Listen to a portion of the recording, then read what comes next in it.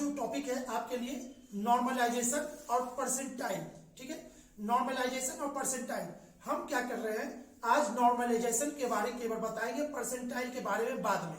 ठीक है, यदि तुक्का मार रहे हो, सुनिएगा, यदि तुक्का मारने वाले हो जाए सावधान, क्योंकि नॉर्मलाइजेशन में हो सकता है उनका भारी नुकसान। कैसे नुकसान होता है, आज उसी मुद्दा पे हम बात करने जा रहे हैं। तो जो लोग भी तुक्का मारते हैं और नॉर्मलाइजेशन में जब होता है उतार चढ़ाव, तो वो फिर कंप्लेन करते हैं कि सर मेरा नंबर घट गया, सर मेरा नंबर बढ़ गया। तो हम आज टोटल बताने वाले हैं, जो तुक्का मार रहे हैं वो सावधान हो जाए। बहुत बार आपने सुना होगा कि सर जानते हैं हम 85% बनाए थे सर, देखिए ना सर मेरा पास मार्क भी नहीं आया सर, 80 नंबर भी नहीं आ रहा है, पता नहीं कैसे क्या हो गया। कौन जो भी बोर्ड से एग्जाम हुआ है वो बोर्ड पता नहीं क्या किया। ठीक है, फिर एक केस आता है मेरे पास कि सर देखिए ना हम तो नहीं मारे थे सर, हमको 55-65 को नंबर ही आ रहा था, पता नहीं हमको कैसे आ गया 85-90 नंबर। ठीक है, तो कम नंबर वाले पास हो जाते हैं और अधिक नंबर लाने वाले भी फेल हो जाते हैं। ठीक है, तो ये सारा घटना किसके अंतर्गत घटता है, नॉर्मलाइजेशन के अंदर। तो आज हम लोग समझते हैं नॉर्मलाइजेशन होता क्या है।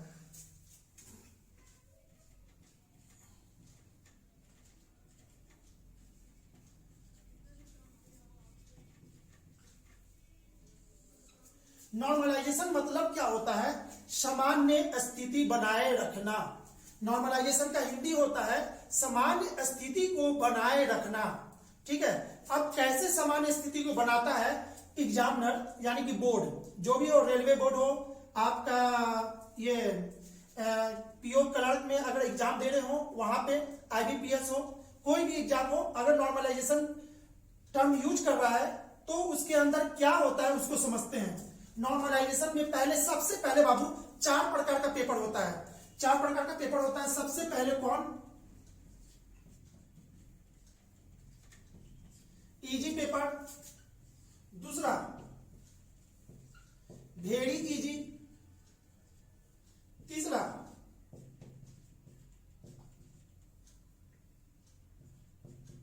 मॉडरेट, चौथा टफ। ठीक है, easy, very easy, moderate, tough. अब बोलिएगा क्या होता है ये। ठीक है, अगर किसी शिफ्ट में आप एग्जाम दे रहे हैं, बाय द वे अगर आप एग्जाम देने गए, आपका शिफ्ट में पेपर बहुत भारी आ गया, अगर पेपर भारी आ गया तो आप क्या कीजिएगा, आप ज्यादा क्वेश्चन को अटेम्प्ट नहीं कर पाइएगा, क्योंकि भारी भारी सवाल है। आप बना तो रहे हैं, नॉलेज है, लेकिन टाइम टेकन सवाल दे दिया, तो उसको कहते हैं क्या, वेरी यानी टफ पेपर। ठीक है, तो उस लेवल में अगर उस शिफ्ट में आप बैठे हुए हैं तो आपको 100% कहां तक जाएगा नंबर, बहुत से बहुत ट्राई कीजिएगा तो 65, 60, 50, 55 तक ही हो पाएगा एवरेज। ठीक है, एवरेज की बात कर रहे हैं, हो सकता है वो भी कोई बना देता हो 90, अलग बात है। हम एवरेज की बात करें कि पूरा उस शिफ्ट का एवरेज निकाला जाए तो 55 नंबर, 50 नंबर, 60 नंबर एवरेज उठता है। ठीक है, फिर किसी एग्जाम में अगला बार जब आपका दोस्त बैठा, बहुत ही इजी पेपर आ गया और वो 90 करके आ गया, अब क्या होगा, तो जब टफ वाले पेपर वाले हैं वो रोएंगे कि सर देखिए ना मेरे साथ बहुत अन्याय किया है, ऐसे नहीं करना चाहिए था, रेलवे बोर्ड को ऐसे नहीं करना चाहिए था, आईबीपीएस वाले को। ठीक है, ये जो भी एग्जाम वाले, तो बाबू इसके के लिए ही नॉर्मलाइजेशन को लाया गया है। अगर जो टफ वाले पेपर है उसको खींच के ऊपर ले जाएगा और जो भारी हल्का वाला क्वेश्चन था, हल्का पेपर वाले को उसको खींच के लाएगा। आप इसको ऐसे समझिए, एक ग्राफ के थ्रू बहुत अच्छा से आपको समझ में आ जाएगा कि नॉर्मलाइजेशन में होता क्या है। ठीक है, जैसे एक ले लेते हैं,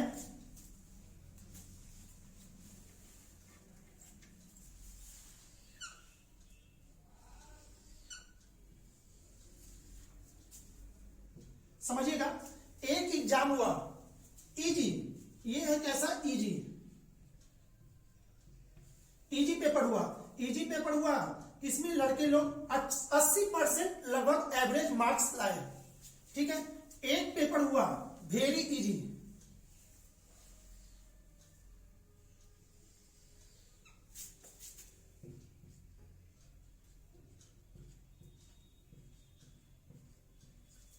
वेरी इजी। ठीक है, ये पेपर कैसा था, वेरी इजी, इसमें इसमें लड़के कितना लाए, 90% तक नंबर ले आए। ठीक है, उसके बाद एक है मॉडरेट। मॉडरेट यानी क्या, सामान्य, या तो ना तो भारी या ना तो हल्का। तो अगर मॉडरेट कहें, मॉडरेट, MODERAT, मॉडरेट। ठीक है, स्पेलिंग आपके गलत हो गया था, सॉरी। अगर मॉडरेट कहा जाए, ठीक है, तो मॉडरेट में क्या होता है, इसमें जैसे कि ना तो समान है ना तो भारी है, नहीं, ये तो इसको ऐसा करते हैं, करते करते यानी 60% पे ले लेते हैं।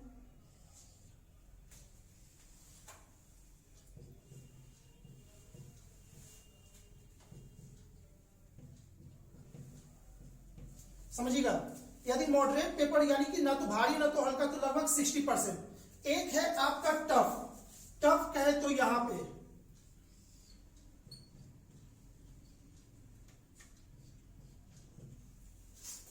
एक टफ है। ठीक है, टफ पेपर है तो उसमें लड़का क्या किया होगा, 50% ही मार्क्स लाया होगा। क्लियर? अब समझिएगा कि नॉर्मलाइजेशन में क्या होता है।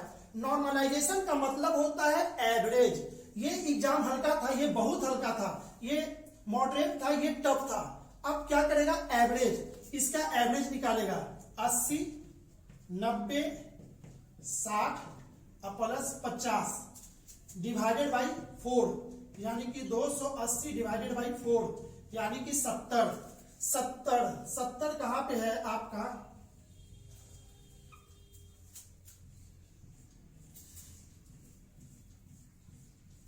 समझिए इधर, ये एक 70%, यानी कि एक ओवरऑल रिजल्ट निकाला बोर्ड ने, इसका सॉल्यूशन किया, जो भारी वाला है और जो हल्का वाला है उसका बीच का रास्ता 70।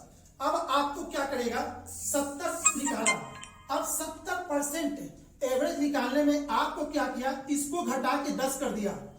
अरे भाई 70% लाने में इसके पास जो भी नंबर है उसमें से 10% घटाया, 70 आ गया। इसमें से कितना घट गया, इसमें से 20 घट गया, इसमें 20 माइनस किया, इसमें 10 माइनस किया। इसको क्या हुआ, इसको फायदा हुआ, इसको फायदा हुआ क्या, 10 प्लस हो गया। और इसको कितना प्लस हुआ, इसको प्लस 20 हो गया। समझ में आ रहा बाबू? नॉर्मलाइजेशन में क्या होता है, नॉर्मलाइजेशन का मतलब कि एक मोटा मोटी एक लाइन ले लिया जाता है, हल्का एग्जाम भारी एग्जाम के बीच का एक रास्ता, और सबको परसेंट की इसमें नंबर को घटा बढ़ा सकते हैं, उसके अनुसार से करते हैं।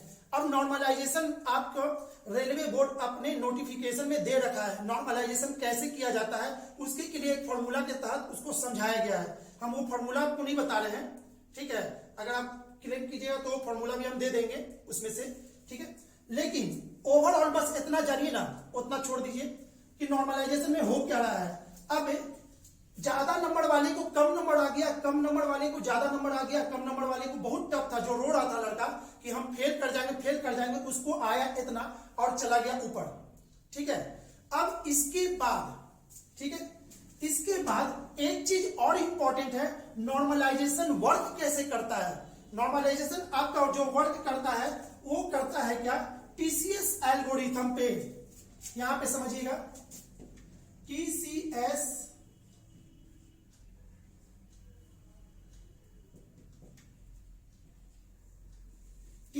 एल्गोरिथम। अब बताइए टीसीएस एल्गोरिथम क्या होता है।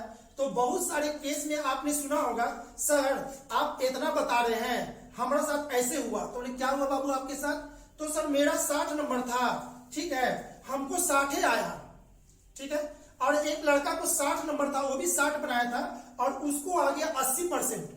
तो इस चीज को समझेंगे हम, 60 वाले को 60 ही रहा और एक 60 वाले को 80 कैसे मिल गया, ठीक है। तो बहुत बार ऐसा केस हुआ है कि कम नंबर वाले कम ही रह गए और अधिक नंबर लाने, मतलब कि, और ये एक और लड़का जो कम नंबर लाया था वो बहुत अधिक नंबर ले आया। अब उसको समझते हैं। आई होप कि आपको ये समझ में आ गया होगा नॉर्मलाइजेशन कैसे किया जाता है। ओके, अगर आपको समझ में आ रहा है तो प्लीज लाइक जरूर कर देंगे, और कमेंट बॉक्स में अगर कुछ इसमें आपको डाउट है तो उसको जरूर टाइप करेंगे, तो हम उसका मैसेज में ही रिप्लाई कर देंगे, ठीक है। आप समझते हैं कि दो लड़का जिसका कम नंबर, यानी कि दोनों का नंबर सेम है, दोनों को सेम नंबर है, ठीक है, एक को ज्यादा आ गया, एक को कम। यहां समझिएगा, एक लड़का 60 क्वेश्चन बनाया, ठीक है, एक लड़का और 60 बनाया, क्लियर है? ए बी, एक लड़का 60 बनाया और उसके दिमाग में ये सेट है कि भाई कटअप 80 जाना है, कटअप 80 जाना है, कटअप 80 जाना है, हम 60 बना रहे हैं, तो क्यों ना हम अब 60 बनाए तो तुक्का मार के 80 तक पहुंच जाए। तो इसने क्या किया, 20 क्वेश्चन तुक्का मारा, ठीक है, 20 क्वेश्चन तुक्का मारा। अब इस तुक्का में से 5 सही हो गया और 15 गलत हो गया। ये किस्मत आपका डिपेंड करता है कि आप क्या कर रहे हैं, ठीक है।